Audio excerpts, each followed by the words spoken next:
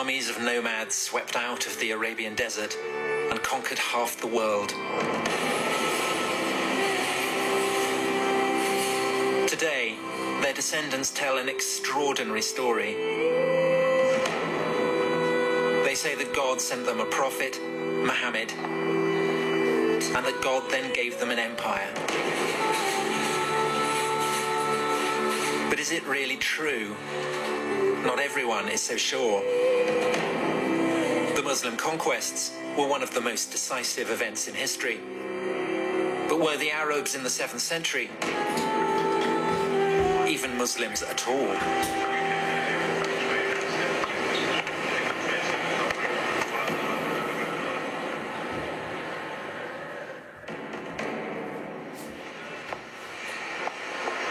My name's Tom Holland. I'm a historian. I write about ancient empires, so Persian, Greek, Roman empires. And now I want to write about the most influential of all the ancient empires, the empire founded by the Arabs in the 7th century, the empire that gave us Islam. I thought that it would be a relatively simple matter. It's been said that Islam was born in the full light of history. But when I began on the project, I discovered that that wasn't actually the case at all. When it comes to Islam's beginnings, there is no full light of history, only a kind of darkness. And when you start looking, everything seems up for grabs. From the beginning, I felt like I was being sucked into a black hole.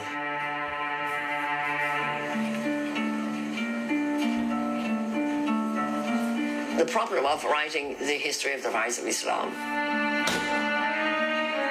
is that we have absence of evidence and we have nothing on which to tell a story.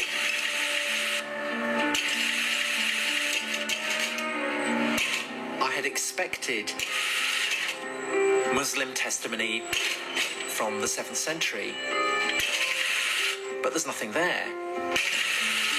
I can't find anything.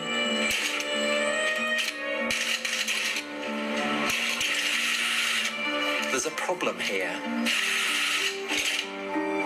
You're delving into the origins of Muslims' deepest beliefs, but where is the historical evidence? Sometimes the belief of the believer and the understanding of the scholar cannot be squared. It's a choice between doing history and not doing history. And so I do the history even though it may hurt people. You have to say things that believers don't say, things that sometimes shock believers, things that sometimes make them very angry.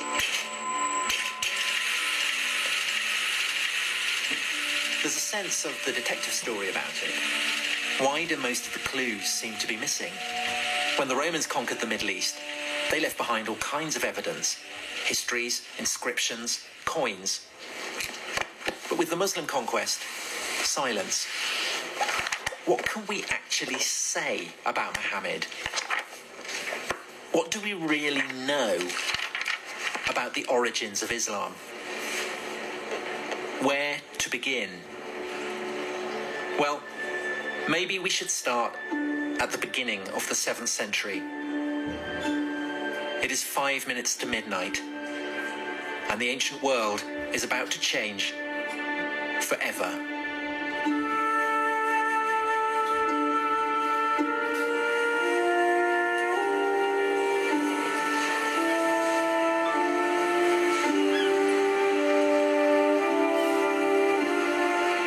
This is Istanbul.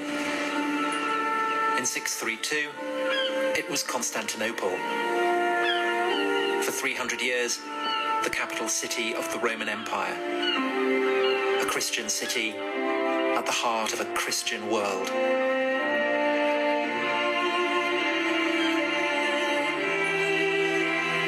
A universal religion for a universal empire. That was the Roman recipe for power.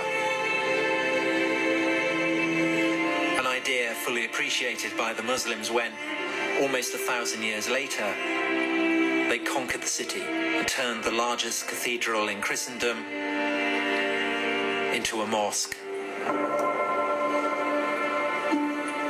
We know how and when the Romans became Christian because contemporaries tell us all about it. But what we don't know is how the Arabs became Muslim. Take a journey into the past, and you can't be certain where it's going to end. History is like a labyrinth. Once you're inside, who knows where it may lead?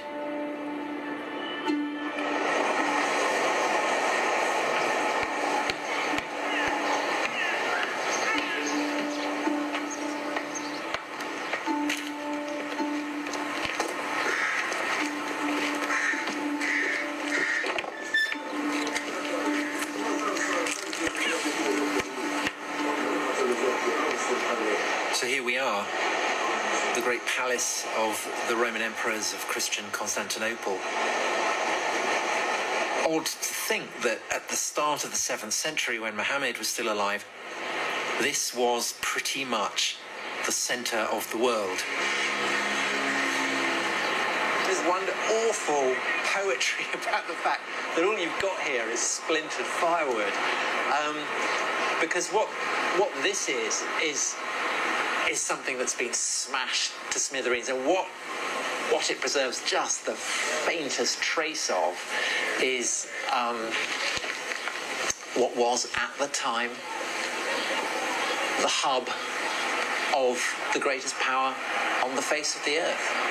So this is the White House, it's where the emperor lives, it's the Pentagon, it's the heart of the defense establishment, it's the Supreme Court, it's where laws are drawn up and made and issued, all in this one place that dominates Constantinople, the city of Constantine, the first Christian empire, the greatest city in the world. And now it's all gone. And it's in some bloke's garden. You've got the road on one side, you've got the train on the other. And the only thing to be seen is a cat.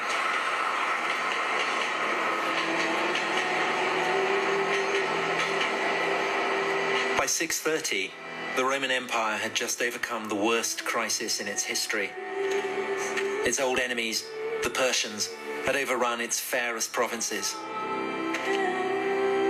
Persian troops had reached the very walls of Constantinople itself.